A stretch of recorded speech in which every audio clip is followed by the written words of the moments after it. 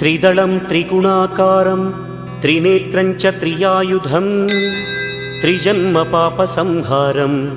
एकबिल्वं शिवार्पणम् त्रिशाखैः बिल्वपत्रैश्च अच्छिद्रैः कोमलैः शुभैः तव पूजां करिष्यामि एकबिल्वं शिवार्पणम् कोटिकन्या महादानं तिलपर्वतकोटयः काञ्चनं शैलदानेन एकबिल्वं शिवार्पणम् काशीक्षेत्रनिवासं च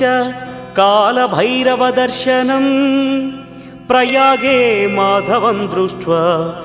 एकबिल्वं शिवार्पणम् इन्दुवारे व्रतं स्थित्वा निराहारो महेश्वर